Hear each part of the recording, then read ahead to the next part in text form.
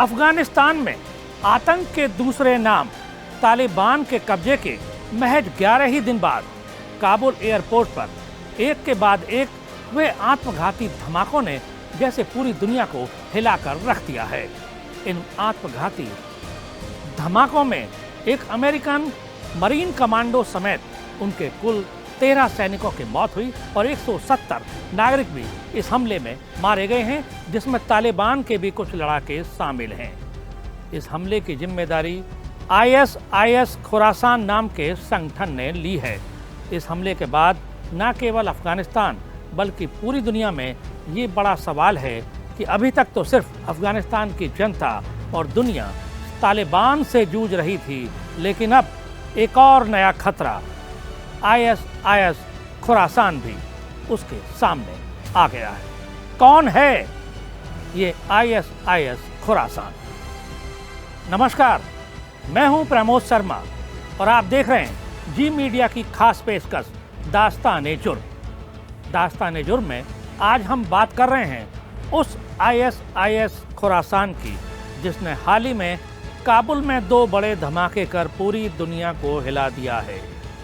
हम बात कर रहे हैं उस ISIS खुरासान की जो इस्लामिक स्टेट इराक और सीरिया का मध्य एशिया में सहयोगी है और उसकी इस करतूत के बाद दुनिया के सबसे ताकतवर मुल्क अमेरिका के राष्ट्रपति जो बाइडेन को ये कहने के लिए मजबूर होने पड़ा कि अमेरिका ना तो इस हमले को कभी भूलेगा और ना ही इसके दोषियों को कभी माफ करेगा। और हुआ भी बिल्कुल वैसा ही। इस हमले के 48 घंटों के भीतर अमेरिका ने हवाई हमला कर ये दावा किया कि ISIS खुरासान के 2 मुख्य षड्यंत्रकर्ताओं को उसने मार गिराया है। अमेरिका ने हमला अफगानिस्तान के नागरहार प्रांत में ड्रोन के जरिए किया था, जिसमें ISIS खुरासान के कुछ लोग मारे गए हैं। हम बात कर रहे थे ISIS खुरासान की। ISIS का मतलब तो सब जानते हैं, लेकिन ये खुरासान क्या है? खुरासान का दरअसल मतलब है उगता हुआ सूरज। और खुरासान नाम आया कहाँ से? तो इसके बारे में हम आपको बताएं कि 3री और 4थी सदी में सऊदी अरब से कुछ लोग आकर ईरान के एक इलाके में आकर बसे थे। उस इलाके में सूरज पहुंचता है, या सब कहिए कि सबसे पहले वहां पहुंचती है उसकी किरणें और वहां सूरज उगता है, यानी कि उगता हुआ सूरज, जिस इलाके को नाम दिया गया खुरासान। बाद में ईरान, अफगानिस्तान, तुर्कमेनिस्तान, उज्बेकिस्तान और तजाकिस्तान समेत अफगानिस्तान और भारत और पाकिस्तान के कुछ इलाकों को मिलाकर एक नक्शा बनाया गया, जिसको नाम दिया गया इस्लामिक स्टेट इराक, सीरिया और खुरासान। और ये नाम दिया ISIS के कर्ता धर्ता अबू बकर अल बगदादी ने। बगदादी ने पहले इराक में लड़ाई लड़ी, बाद में सीरिया में लड़ाई लड़ी और उसके बाद उसने एक नक्शा जारी किया, ISIS खुरासान के नाम से जारी किया गया, जिसमें उसने ये सपना देखा कि जब वो पूरी दुनिया पर राज करेगा तो इस आधी दुनिया पर इस्लामिक स्टेट के रूप में खुरासान का नाम दिया जाएगा। 2015 में ISIS ने ISIS खुरासान का ऐलान किया और इस खुरासान में जो लोग शामिल हुए उसमें सबसे ज़्यादा तालिबान के असंतुष्ट लड़ाके, इसके अलावा ईरान के सुन्नी प्रांत और चीन के उइगर कहे जाने वाले मुस्लिम लोग इसमें शामिल हुए।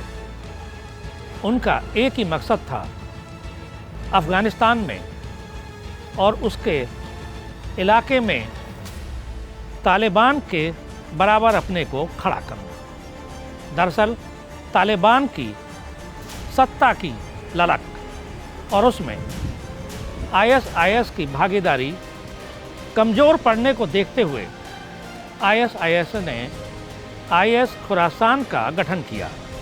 ISIS खुरासान के लोगों का मानना है कि तालिबान दरअसल अमेरिका के साथ अंदर खाने बातचीत जारी रखे हुए था और उसका मकसद इस्लामिक स्टेट की स्थापना के साथ अपने आप को सबसे ऊपर रखकर सत्ता प्राप्त करना था। उसके लिए उसने दोहा में पिछले कुछ दिनों में अमेरिका के साथ लगातार बड़े होटलों में शांति वार्ता की, जिसको लेकर आईएसआईएस खुरासान के लोग खासे नाराज थे। उनका कहना था कि जिस इस्लामिक स्टेट की सपना आईएसआईएस ने देखा था और जिसके लिए तालिबान भी राजामंद था, अब उस विचारधारा से तालिबान पूरी तरह भटक चुका है, जबकि आईएसआईएस खुरासान पूरी तरह कट्टरपंथ इस्लामिक स्टेट की स्थापना का पक्षधर है। इस बात को लेकर लगातार तालिबान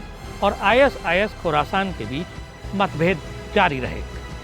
बताया ये भी गया है कि जब अमेरिका ने तालिबान के खिलाफ अफगानिस्तान में अभियान चलाया तो आईएसआईएस खुरासान के खिलाफ कड़ी कार्रवाई की। इसमें एक बार तो उसकी कमर टूट भी गई।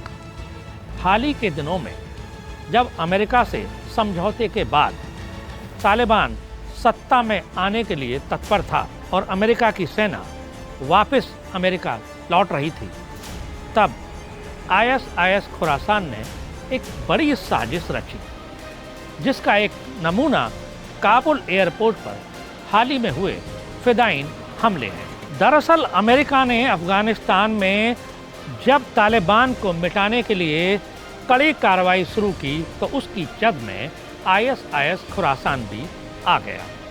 उसकी लगभग कमर ही टूट गई। अब उसके सामने चुनौती थी कि अफगानिस्तान में अपने दुश्मन बन चुके तालिबान को सबक सिखाए और दूसरा अफगानिस्तान की सरकार में अपनी भागीदारी कैसे करे, ताकि उसका जो सपना देखा गया था वो इस्लामिक स्टेट कैसे स्थापित हो। लेकिन तालिबान ने अमेरिका के साथ अंडर द टेबल एक समझौता कर लिया। उसकी वार्ता अमेरिका के साथ जारी थी।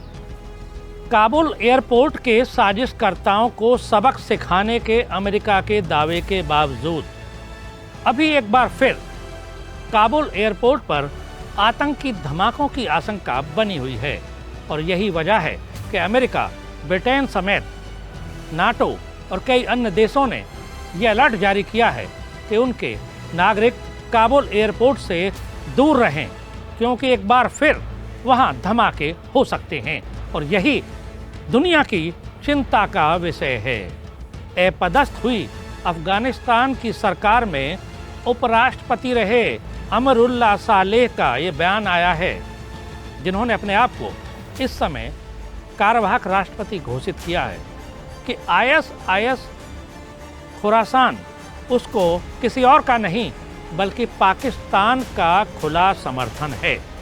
अमरुल्लाह सालेह ने बाकायदा ट्वीट कर कहा कि हमें इस बात की भी जांच करनी चाहिए कि आईएसआईएस खुरासान की इस हिमाकत और इस हरकत के पीछे कौन है।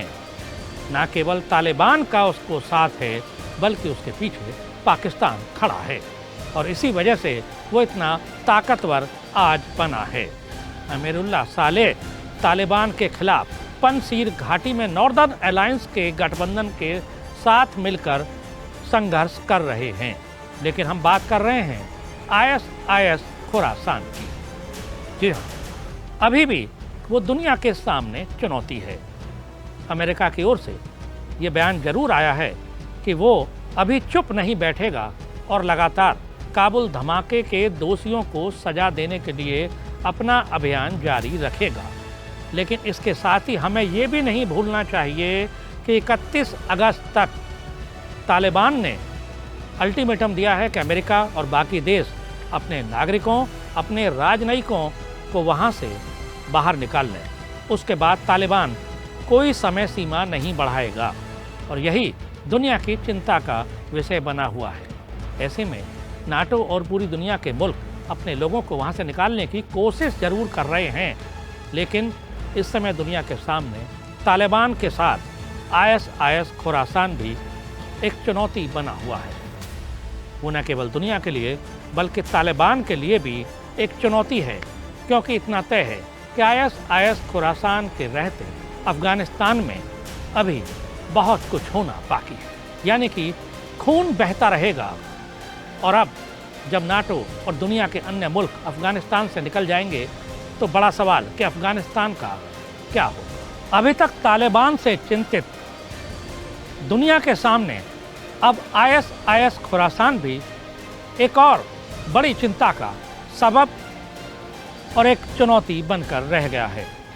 देखने वाली बात यह होगी कि अब पूरी दुनिया तालिबान के साथ साथ ISIS खुरासान से कैसे निपटेगी।